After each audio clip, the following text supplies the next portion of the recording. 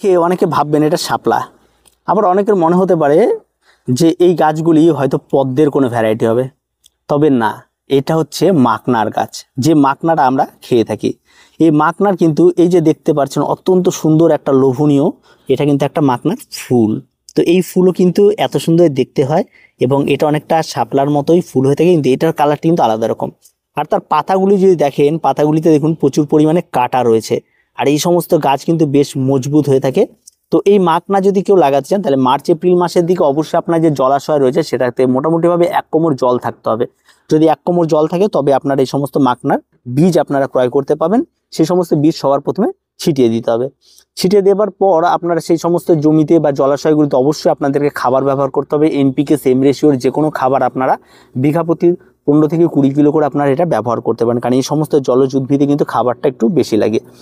তো এবার সেটা ব্যবহার করার পরে আপনাদের যেটা করতে হবে সেটা হচ্ছে গাছের আর তেমন কোনো পরিচর্যা নেই। তো পরিচর্যার যে বিষয়টা রয়েছে সেটা কিন্তু পরবর্তীতে রয়েছে। এখন কিন্তু গাছে বীজ হওয়ার পরে এই যে সময়টি রয়েছে, এখন জুন জুলাই মাস, এই সময় এসে গাছে ফল ধরা শুরু হবে। এই যে ফুল রয়েছে, এই ফুলের গোড়াতেই কিন্তু মোটা হয়ে ফল হবে। এই ফলটি একটা সময় ফেটে যাবে, ফেটে গিয়ে এই জলের মধ্যে কিন্তু ভাসতে থাকবে এই ফলগুলি। তার পরবর্তীতে এই ফলগুলি আবার জলের নিচে চলে যাবে, নিচে গিয়ে সেখানে গিয়ে জমাট বেঁধে থাকবে।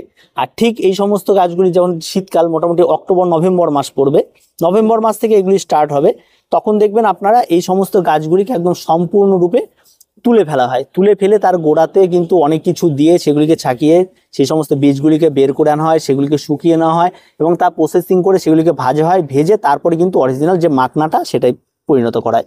তো আমরা তো ছাদ বাগানে আমাদের সবসময় একটা লোভ থাকে যে আমরা ছাদে এই সমস্ত গাছ করতে পারবো কিনা। অবশ্যই ছাদে করতে পারবেন, তবে ছাদে জায়গা বড় লাগবে। আর একটা বিষয় রয়েছে, খুব একটু অসাবধান হলেই কিন্তু এই সমস্ত গাছে কাটা, শুধু একটা জায়গায় যে কাটা তা নয়, গাছে পাতা উল্টে যদি আমি দেখাই, এই জায়গাটা একটু উল্টানোর চেষ্টা করছি। তো এই পেছনটাতেও আপনারা যদি দেখতে পান তাহলে দেখতে পাবেন যে এখানে প্রচুর পরিমাণে কিন্তু পেছনেও কিন্তু প্রচুর কাটা রয়েছে। এই জায়গাটাতে আমি একটু দেখানোর চেষ্টা করছি। দেখুন এই যে পাতার পেছনটা, এটা পেছনটা কিন্তু দেখতে কিন্তু অত্যন্ত সুন্দর, মানে আলাদা রকম একটা এর ব্যাপার রয়েছে পেছনেও। আর কাটা অলরেডি ফুটে গেল, জ্বালা করছে। তো এই বিষয়গুলি কিন্তু আমি এটা দিয়ে ধরার চেষ্টা করি, অন্য একটা পাতা দিয়ে এটাকে ভালো করে ধরার চেষ্টা করি। এর পেছনে এত পরিমাণ কাটা যে এটার ভেতর দিয়েও ঢুকে যাচ্ছে। এটা উল্টানোটা ভীষণই টাফ ব্যাপার একটা, তো দেখাতেই পারছি না পেছনটা। পেছনটা সত্যি অত্যন্ত সুন্দর একটা জিনিস।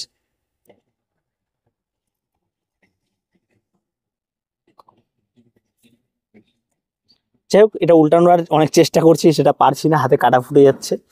তো সত্যি কথা বলতে এই সমস্ত কিছু যারা কাজ করে তারা গ্লাভস পরে নেয়, হাতে গ্লাভস পরে নিয়ে এই সমস্ত মানে মাকনা জমিতে নামে। জমিতে নামার আগে তারা কিন্তু অবশ্যই কাটা দিয়ে আগে পাতাগুলিকে কেটে পরিষ্কার করে দেয়, তারপরে কিন্তু নামে।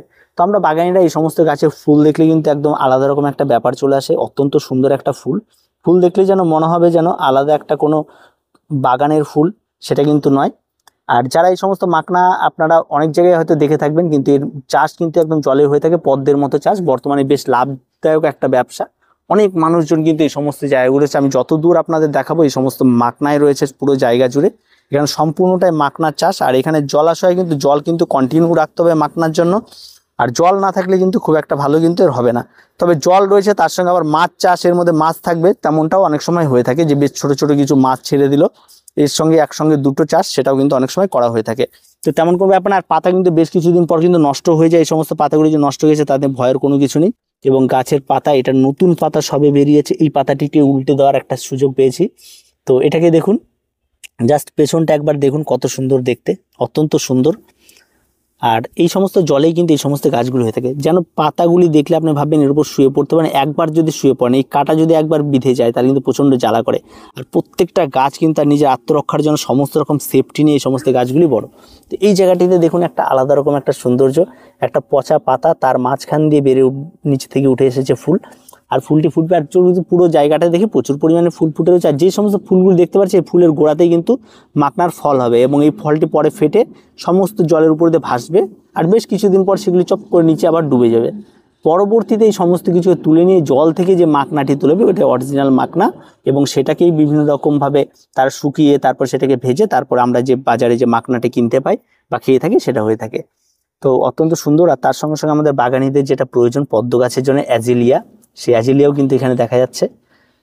তো প্রাকৃতিক বিষয়টা একটু আলাদা রকমই, এবং সমস্ত কিছু সকাল সকাল এসে অনেক কিছুই দেখে নিলাম এবং আপনাদের সঙ্গে বিষয়গুলিকে শেয়ার করলাম।